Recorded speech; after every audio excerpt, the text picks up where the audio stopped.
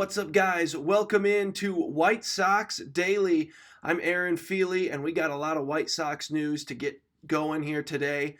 As they've been busy with the trades, they've been busy with some big time media moments, and we'll go ahead and jump right on into the news. As right off the bat, the Chicago White Sox add the former top prospect of the New York Yankees in a deal with the Tampa Bay Rays, acquiring Everson Pereira from Tampa Bay, who got him from New York at the deadline last year. Obviously, more of a tools acquisition for Chicago, a guy that didn't really pan out for Tampa Bay in his couple of big league appearances last year. They did also get Tanner Murray in that deal, but the big one is definitely Pereira. Again, we mentioned it, former top prospect of the New York Yankees, outfielder. Just 27 major league games last year with Tampa Bay. He went 9 for 65 at the plate. Obviously, still getting his feet wet a little bit at the major league level, still trying to find his groove up in the big leagues.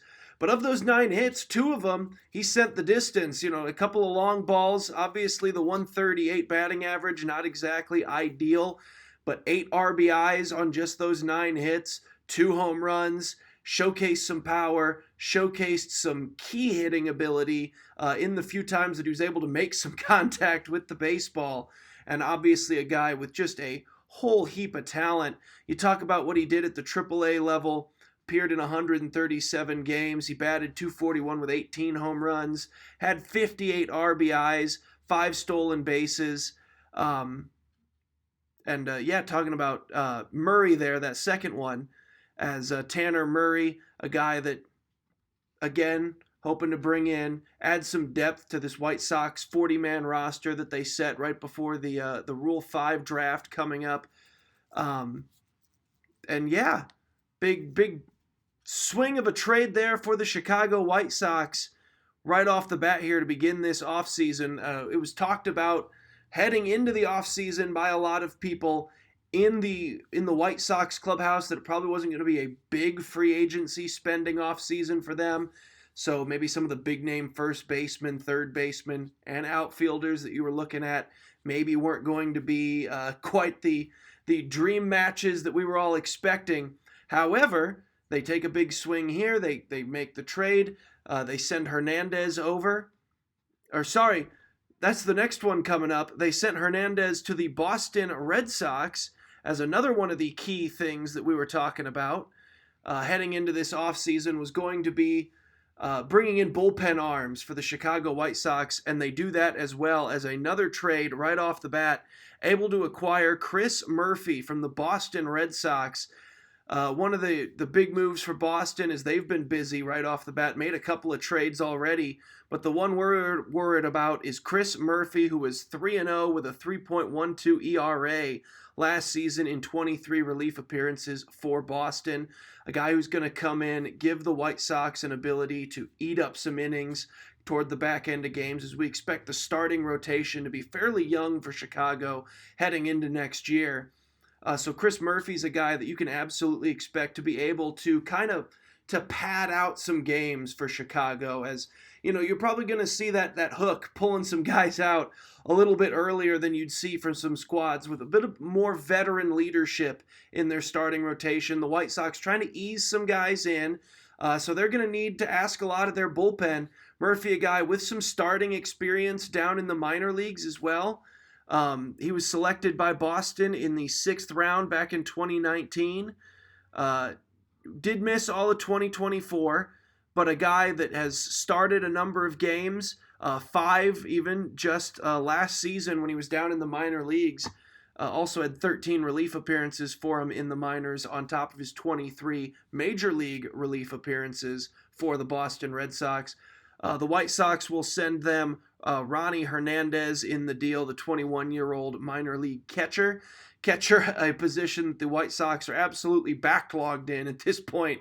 They are pretty well set at that particular position, so no surprise that they were willing to deal one of their prospect catchers to bring in one of these, again, veteran bullpen arms that's going to make a big difference for what they're trying to do with the front end, with that starting rotation coming into this year, especially with some rumors that they might be looking to, as the season progresses, move Grant Taylor into the starting rotation, a guy that they're going to ask big innings from early in the season out of the bullpen. Probably won't be doing as much closing this year, with Leah Shore kind of moving into that position. There, talks about him kind of just being the solidified closer for 2026, which will move Grant Taylor into the multi-inning relief pitcher role early, and then the plan is to try to get him some starts, at least by the start of 2027, get him into the starting rotation, but the preference is to get him starting games toward the back end of 2026, and I think a move for Chris Murphy here definitely helps you with the ability to handle that. And then that's going to move us nicely right over into the most famous White Sox fan in the world, as co-owner Justin Ishbia met with Pope Leo XIV over the weekend, had a conversation with him. Obviously, lots of talk about the Pope, the former South Sider, obviously still a big White Sox fan to this day, had the incident as he was just perusing around Italy. Someone in the audience there that came out to meet the Pope shouting out, "Go Cubs." That was back during the playoffs after they just lost to the Brewers, to which Pope Leo responded first in Italian and then followed up with a very crystal clear as day, "They lost," right back in response. But yeah, he met with Justin Ishbia of the Chicago White Sox, one of the minority owners that a lot of fans have been speculating might take over as the primary owner as soon as 2029, which also coincidentally will be when the lease with Guaranteed Rate Field is up, which leads to this meeting here with the Pope, as Justin Ishbia asked the Pope if he'd be willing to come to the new stadium that he is planning on building for the South Side. Once that contract is up with Guaranteed Rate Field, the White Sox will be looking for a new home. They're hoping to build a brand new stadium in downtown Chicago. Obviously, with that being the Pope's favorite team, he was asked point blank, "Hey, would you like to come throw out the first pitch at the new stadium whenever that day comes?" And the Pope's response, "I would love to, schedule permitting." So there you go. We might be seeing Pope Leo XIV in Chicago for a Sox game, schedule permitting, throwing out that first pitch. That would be quite something there.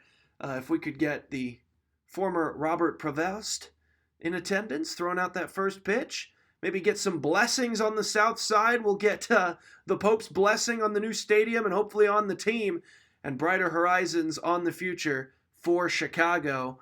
And then finally, as we're talking about the future, lots of teams have called and are desperately interested in a potential trade for any of the White Sox catchers. Obviously, a great number of young catchers on the White Sox roster right now. Corey Lee made the 40-man roster. We expect that the primary twosome on the Major League roster this coming year will be Kyle Teel and Edgar Cuero. Those two have been drawing some serious interest, including from some division rivals, undisclosed teams. But this story coming from Ken Rosenthal of The Athletic, talking about how not willing to reveal which teams it was that were on the phone with the Chicago White Sox, just mentioning that Kyle Teel had been drawing major trade interest, and Edgar had been receiving some interest as well. But Teel receiving interest from two separate in-division rivalry teams, kind of maybe just doing some due diligence, seeing what the White Sox might be willing to talk about, willing to discuss. But still, the fact that those calls are even happening kind of showcases what the league-wide viewpoint right now is on the White Sox catching unit as it stands right now. But obviously, from the words of Chris Getz himself, probably not the time right now. It would take a monumental haul, according to insiders within the White Sox organization, to move either catcher at this point, especially Kyle Teel, who is viewed by many to kind of be the 1A of that twosome there. Probably going to be the day one, opening day starting catcher for the White Sox. Brought a lot more offense than Cuero did toward the end of last season. Teel kind of popped off after the All-Star break for Chicago. They're looking to keep that going. And then Edgar, obviously, just a phenomenal defensive catcher. So there's a really great way to just kind of jettison both of them right into prominent roles on the White Sox starting lineup right off the bat. When Teal's not behind the plate, going to be a solid DH for Chicago, you imagine, multiple times throughout the year. Both guys that the White Sox feel great about. As far as the future is concerned, guys that they really feel are going to be substantial components towards this core moving forward. Obviously, Luis Roberts' future still in the air.